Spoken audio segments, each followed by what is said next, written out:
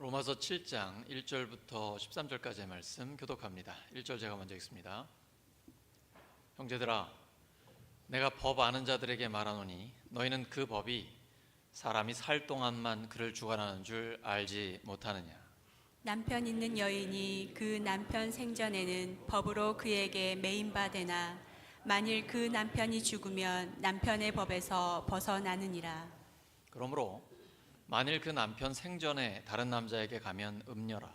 그러나 만일 남편이 죽으면 그 법에서 자유롭게 되나니 다른 남자에게 갈지라도 음녀가 되지 아니하느니라. 그러므로 내 형제들아, 너희도 그리스도의 몸으로 말미암아 율법에 대하여 죽임을 당하였으니 이는 다르니 곧 죽은 자 가운데서 살아나신 이에게 가서 우리가 하나님을 위하여 열매를 맺게 하려 함이라. 우리가 육신에 있을 때에는 율법으로 말미암는 죄의 정욕이 우리 지체 중에 역사하여 우리로 사망을 위하여 열매를 맺게 하였더니 이제는 우리가 얽매였던 것에 대하여 죽었으므로 율법에서 벗어났으니 이러므로 우리가 영의 새로운 것으로 섬길 것이요 율법 조문에 묵은 것으로 아니할지니라. 그런즉 우리가 무슨 말을 하리요? 율법이 죄냐? 그럴 수 없느니라.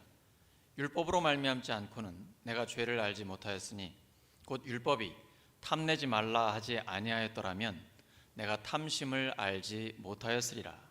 그러나 죄가 기회를 타서 계명으로 말미암아 내 속에서 온갖 탐심을 이루었나니 이는 율법이 없으면 죄가 죽은 것임이라.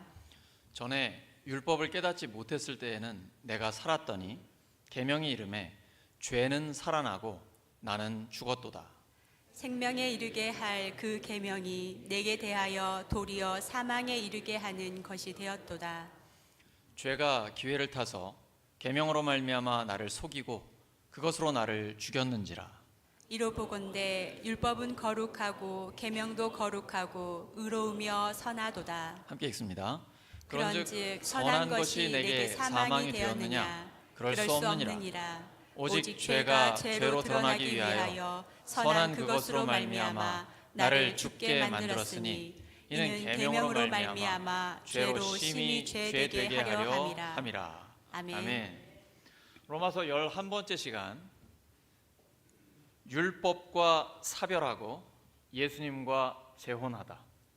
율법과 사별하고 예수님과 재혼하다라는 제목으로 하나님의 말씀 전하겠습니다.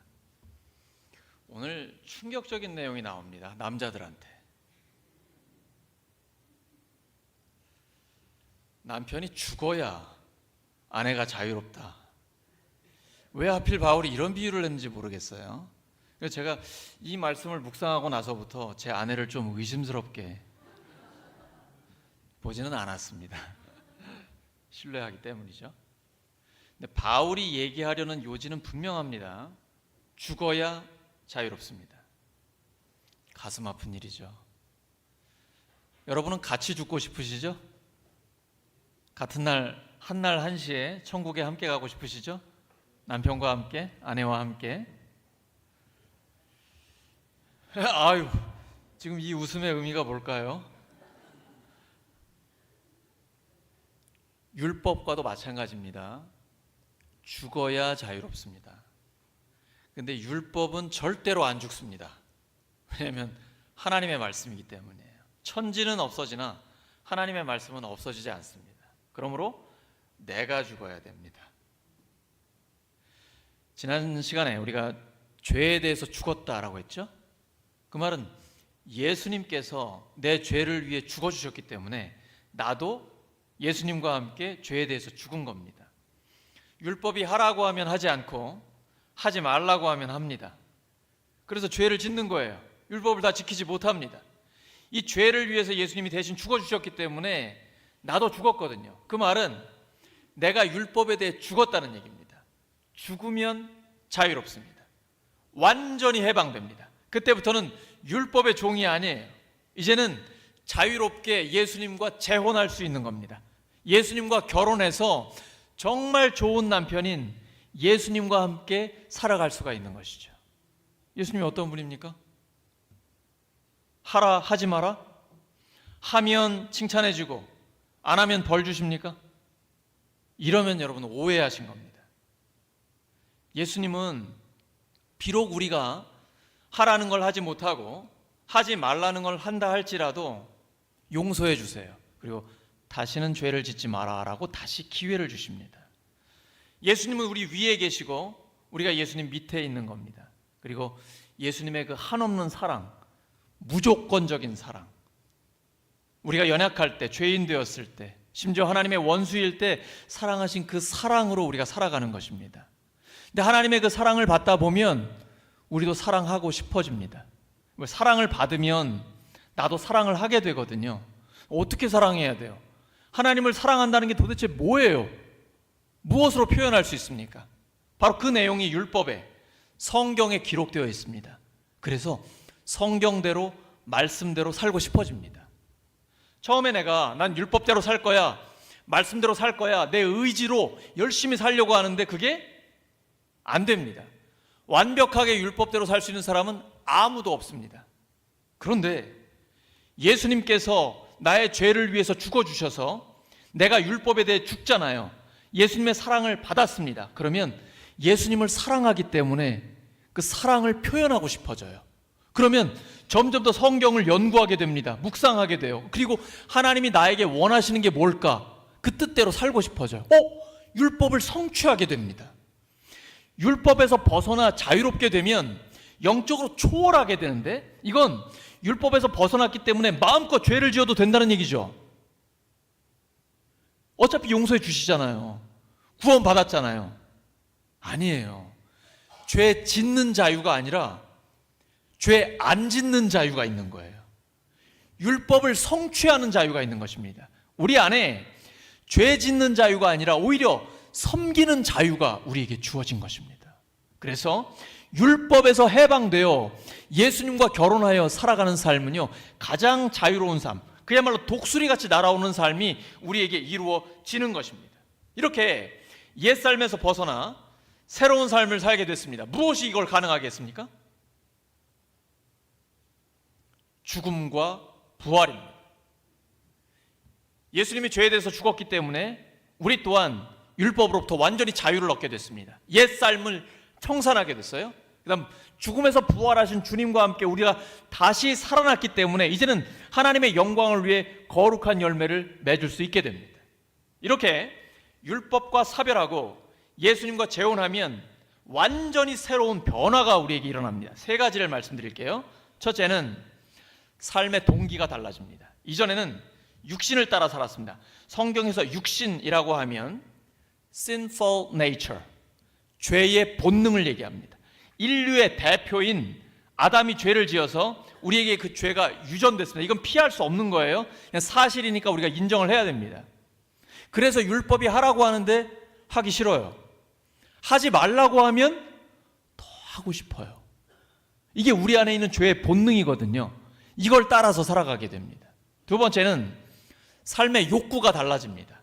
이전에는 죄 짓는 욕구, 죄를 짓고 싶은 욕구로 살아갔어요. 그런데 예수님의 사랑을 받으면 이제 사랑의 욕구로 살아가게 됩니다. 사람이 비록 예수님을 안 믿어도 도덕적인 삶을 살고 싶습니다. 양심대로 살고 싶어요.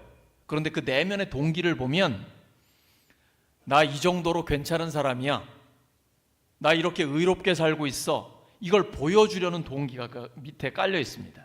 또 하나, 아무리 자기가 의지적으로 나는 도덕적인 삶을 살 거야, 예수님을 닮고 싶어, 그렇게 살고 싶어, 이렇게 자기 의지로 하려고 해도 그게 제대로 되지 않습니다.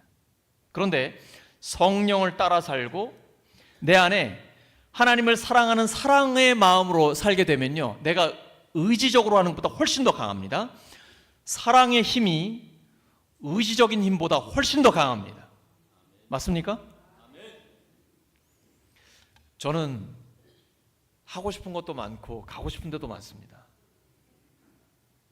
그러질 못해요.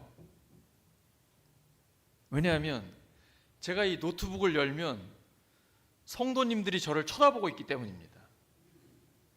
제 노트북 바탕화면에 부활절 단체 사진을 담아놨습니다. 성도님들이 다 저한테 이렇게 하트를 날리고 계세요. 그 손을 활짝 펴가지고 말씀을 들려달라고 하세요. 그러니까 제가 어디를 갈 수 있겠어요? 하나님을 사랑하는 마음으로, 성도들을 사랑하는 마음으로 끊임없이 말씀과 기도에 집중하는 겁니다. 신기한 일은요, 하나님께서 우리 교회에 꼭 필요한 말씀을 주십니다. 기도할 때, 말씀을 묵상할 때 우리에게 꼭 필요한 적절한 말씀을 주시는 것입니다. 예수님의 죽음과 부활이 이것을 가능하게 했어요. 그런데 예수님이 다 이루어 주셨지만 우리가 할 일이 있습니다. 죄와 싸워서 이겨야 합니다. 우리는 율법에 대해 죽었는데 하나님 앞에 거룩한 열매를 맺고 싶은데 계속 방해하는 게 있어요. 마귀가 죄를 짓도록 유혹하고 있습니다. 죄와 싸워야 합니다. 자, 불과 싸우는 사람을 뭐라고 합니까? 소방관이라고 합니다. 지금 우리 같이 예배 드리고 있는데 영어로 firefighter라고 하죠. 불이 나의 소중한 사람을 삼켜버리지 못하도록 끝까지 싸우는 사람을 firefighter라고 합니다. 소방관이라고 해요. 불과 싸우는 사람. 우리 성도는 sin fighter입니다.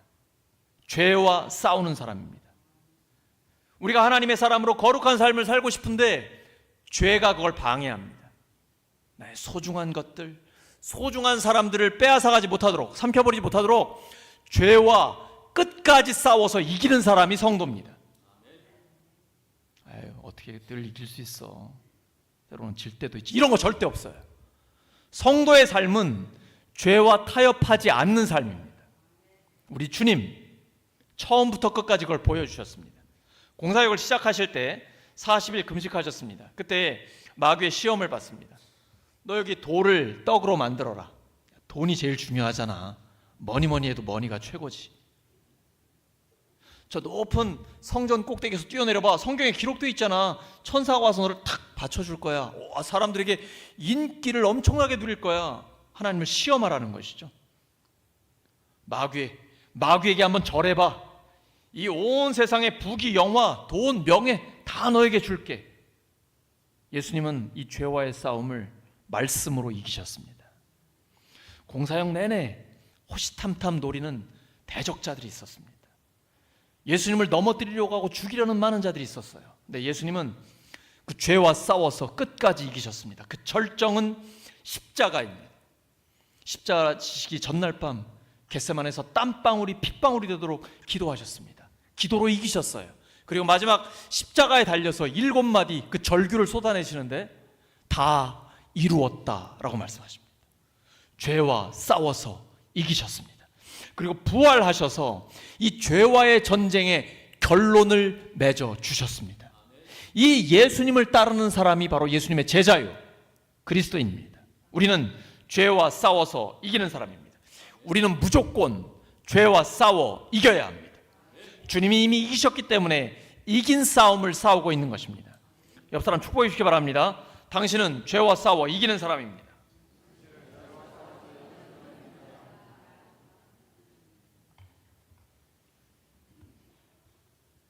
그렇다면 어떻게 죄를 이길 수 있을까요? 한 가지 방법밖에 없습니다. 오늘 율법에서 벗어났다고 했습니다. 초월하는 것입니다. 피하는 거 아니에요. 도망가는 거 아닙니다. 그런다고 되지 않습니다. 죄는 죽을 때까지 따라옵니다. 도망가거나 피한다고 될 일이 아니에요. 이건 반드시 초월해야 합니다. 벗어나야 돼요. 이게 영적인 초월입니다.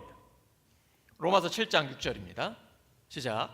그러나 지금은 우리를 올감했던 것에 대하여 죽어서 율법에서 풀려났습니다. 그래서 우리는 문자에 얽매인 낡은 정신으로 하나님을 섬기지 않고 성령이 주시는 새 정신으로 하나님을 섬깁니다. 예수님을 믿든 믿지 않든 오늘 여기 새 가족들도 계시기 때문에 아직 예수님을 믿지 않는 분들도 계셔요. 예수님을 믿든 믿지 않든 우리는 도덕적으로 양심적으로 살려고 합니다. 근데 성경에는 그 내용이 상세하게 기록이 되어 있습니다. 압축하면 하나님을 사랑하고 이웃을 사랑하는 것입니다. 또 예수님은 이웃을 사랑하되 예수님이 우리를 사랑하신 것처럼 서로 사랑하라고 말씀하십니다. 연약할 때, 죄인 되었을 때, 원수 되었을 때 먼저 적극적으로, 능동적으로 사랑하라는 것입니다. 어렵습니다. 나한테 잘못하는 사람, 이유 없이 해코지하는 사람, 나에게 손해를 입히는 사람, 그리고 아주 연약해서 늘 도움이 필요한 사람, 심지어 죄 짓는 사람, 왼수, 어떻게 사랑할 수 있습니까? 그때 하나님이 우리에게 이렇게 말씀하십니다. 너는 더 심했어. 너는 더 더러웠고 더 연약하고 더 심각한 죄인이었어. 근데 내가 너를 있는 모습 그대로 받아주었지 않니? 이제 네 차례야. 내가 너를 사랑하는 것처럼 너도 이제 그 사랑을 흘려보내줘라.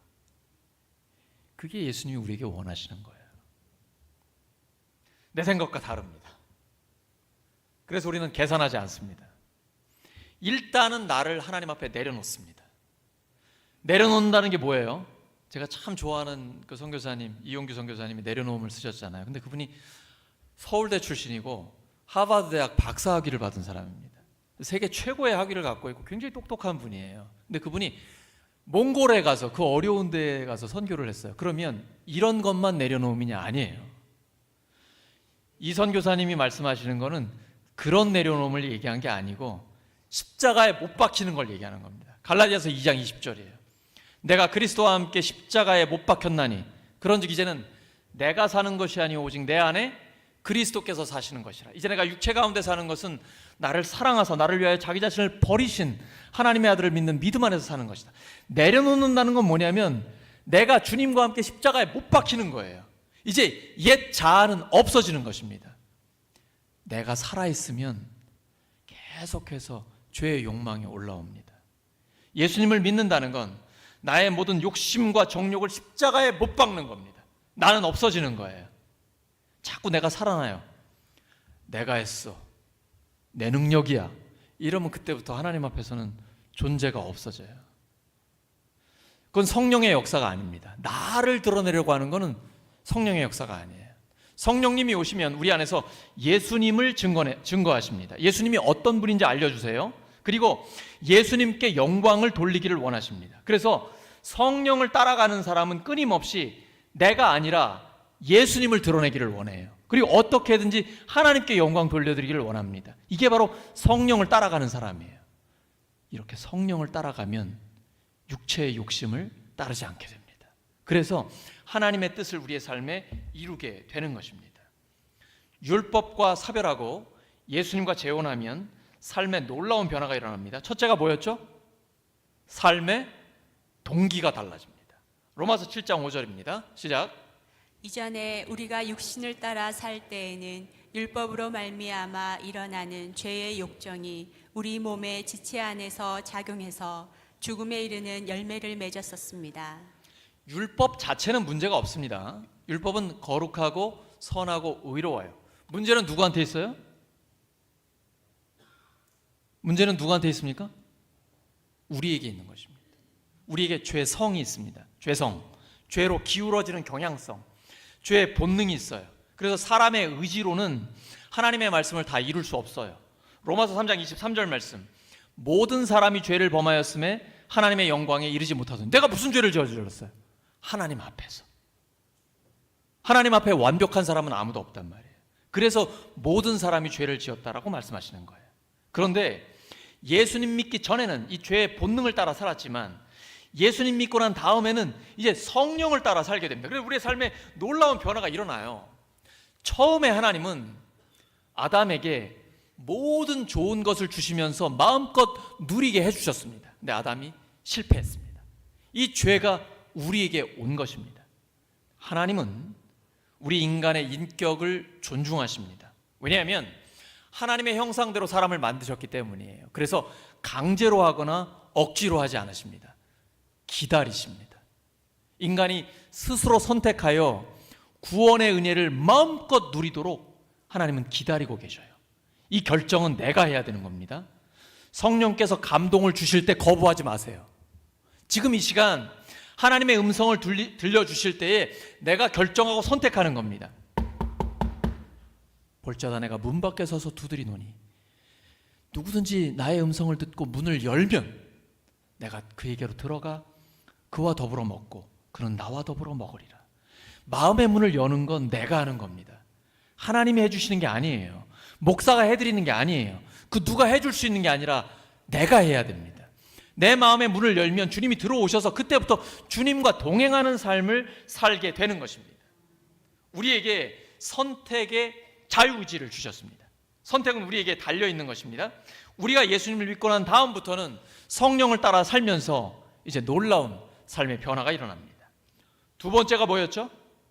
삶의 욕구가 달라집니다. 로마서 5장 5절입니다. 시작. 이 희망은 우리를 실망시키지 않습니다. 하나님께서 우리에게 주신 성령을 통하여 그의 사랑을 우리 마음속에 부어주셨기 때문입니다. 심지어 우리가 예수님 믿고 사는 동안에 어려움을 당할 때도 있어요. 자, 새가족들은 이 부분을 좀 기억해 주세요. 예수님을 믿는다고 만사형통하는 거 아닙니다. 하나님은 모든 것을 합력해 선을 이루어 주시는 거예요. 예수님을 믿든 믿지 않든 좋은 일도 있고 나쁜 일도 있을 수 있습니다. 하지만 특별히 고난을 당할 때에 예수님을 믿는 사람은 그 고난에 대한 태도가 다릅니다. 분명히 이 고난에 어떤 이유가 있을 것이다. 그리고 하나님께서 하나님의 능력은 약한 데서 완전해진다고 하셨다. 이 고난 가운데 하나님이 이길 힘을 주실 거야. 하나님께서 소망을 주실 거야. 그래서 환난은 인내를, 인내는 단련된 인격을, 단련된 인격은 소망을 이루는 줄 아는 것입니다. 그래서 예수님 믿고 어떤 때는 우리가 환난을 당하지만 환난 가운데서 즐거워하는 거예요. 고난을 기쁘게 여기는 것입니다. 하나님은 모든 것을 합력해 선을 이루어 주십니다. 우리에게 이런 희망이 있어요. 왜냐하면 하나님의 사랑이 우리의 마음에 부어졌기 때문이에요. 그 누가 그리스도의 사랑에서 우리를 끊을 수 있습니까? 그 무엇이 하나님의 사랑에서 우리를 끊을 수 있습니까? 없어요. 이 사랑을 받았기 때문에, 이 사랑을 품고 살기 때문에 이제는 사랑하며 살고 싶어진 마음이 생기는 거예요.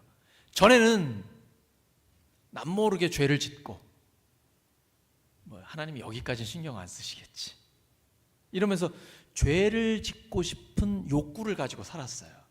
사람이 다 멀쩡해 보이잖아요. 지금 옆에 보면 다 멀쩡해 보이죠? 다 신사숙녀죠? 속 사람은 많이 망가져 있습니다. 큰 말썽이 일어나 있어요. 우리 안에 죄성이 있기 때문이에요. 그래서 겉만 봐서는 안 됩니다. 하나님 앞에 나를 정직하게 내려놔야 돼요. 그리고 성령을 따라 살 수 있도록 나를 하나님 앞에 올려드리는 것입니다. 주님과 함께 십자가에 못 박았습니까? 나의 모든 욕심과 정욕을 다 십자가에 못 박았습니까? 그 다음에는 하나님 앞에 나를 드리는 것입니다. 내 생각과 다릅니다. 내가 원하는 것, 내가 좋아하는 것 아닐 수도 있습니다. 근데 하나님의 뜻이기 때문에 절대 순종합니다. 순종한 다음에 알게 됩니다. 아, 하나님이 왜 이 말씀을 하셨는지 그때부터 알게 돼요. 나는 그 사람 만나고 싶지 않습니다. 나는 그 모임에 가고 싶지 않아요. 나는 그 일을 하고 싶지 않습니다. 근데 하나님께서 하라고 하세요. 왜 그럴까요? 일단은 순종을 해야 돼요. 그 다음에 하나님의 뜻을 알게 됩니다. 하나님은 우리를 성숙한 하나님의 사람으로 만들기를 원하십니다. 그래서 계산하지 마십시오.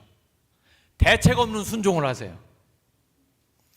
먼저 내가 원하느냐, 내가 좋아하느냐를 생각하지 마십시오. 먼저 하나님의 뜻인지 확인하는 겁니다. 이것이 하나님의 말씀이고 하나님의 마음이라면 무조건 순종하는 겁니다. 그때 우리가 성령을 따라 행하는 것이고 하나님이 기뻐하시는 거룩한 열매를 맺을 수가 있는 것입니다. 주님을 만나고 난 다음부터는 내 삶의 욕구가 달라져요. 이제는 어떻게 하면 하나님을 기쁘시게 할까? 어떻게 하면 주님의 영광을 위해 살아갈까? 막 그 마음이 있으니까요, 하나님의 말씀대로 살고 싶어지는 거예요. 그래서 도덕을 능가하게 됩니다. 율법을 성취하게 됩니다. 내 의지로 율법적인 삶, 도덕적인 삶, 거룩한 삶을 살려고 할 때는 오히려 못 살아요. 그런데 하나님을 사랑하는 마음 때문에, 주님을 기쁘시게 하고 싶은 그 욕구 때문에 살다 보면 오히려 율법을 성취하게 됩니다. 그리고 도덕적인 삶이 가능해지는 거예요. 하나님은 우리가 그런 삶을 살기를 원하고 계시는 것입니다. 예수님이 우리의 삶을 책임져 주시기 때문에 예수님 믿고 마음껏 순종하며 살면 됩니다. 예수님은 에베소에 분명히 이렇게 말씀하세요. 자기 육신을 미워한 사람은 없습니다. 누구나 자기 육신을 먹여 살리고 돌보기를 그리스도께서 교회를 그렇게 하시듯이 합니다. 아무 걱정하지 마세요. 예수님이 우리를 먹이고 돌보십니다. 양육하고 보호하십니다. 믿어지십니까? 이게 믿어지지 않는 사람은 최선을 다하면서 늘 노심초사합니다. 초조해요. 하나님께 맡기지 못하기 때문이에요.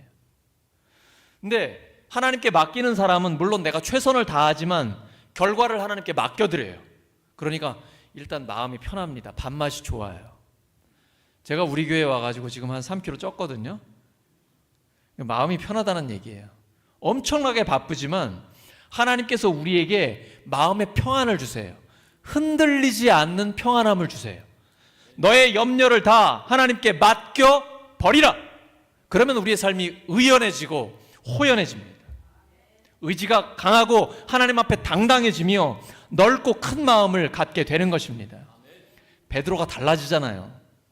복음서에서 보면 내가 주님 죽는 그 자리까지 가겠습니다. 절대 주님 모른다고 안 하겠습니다. 호언장담해놓고 예수님이 십자가 질 때는 3번이나 모른다고 부인했잖아요. 그런데 사도행전에 보면 그가 예수 그리스도의 이름으로 선천성 지체부자유를 일으켜 세웁니다.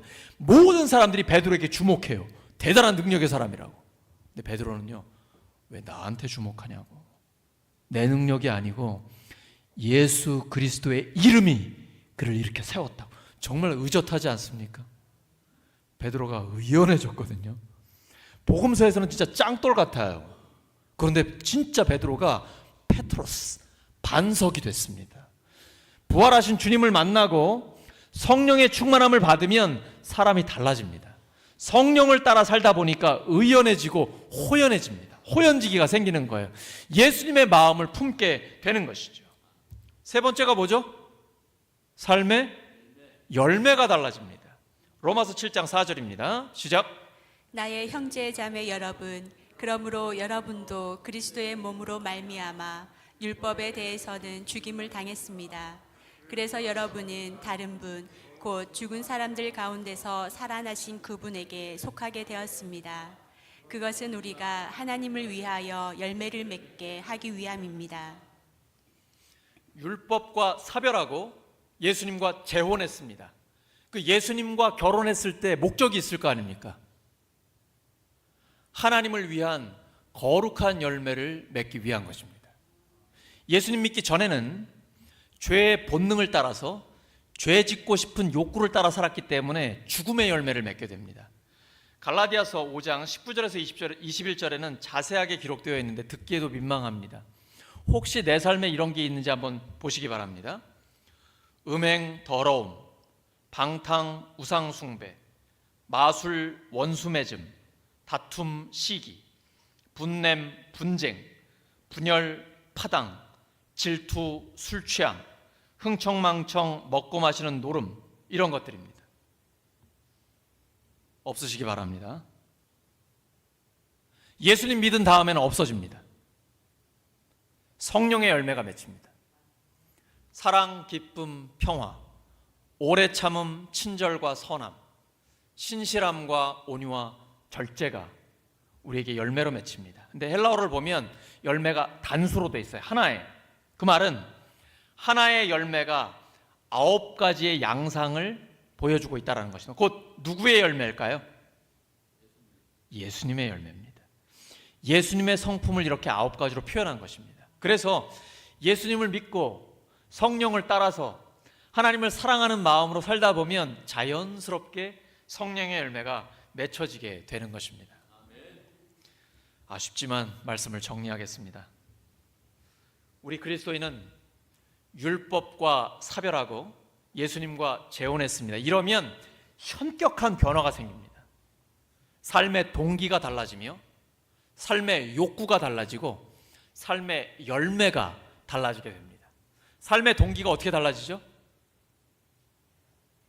죄의 본능을 따르다가 예수님 믿고 난 다음부터는 성령을 따라 살게 됩니다. 삶의 욕구는 어떻게 달라집니까?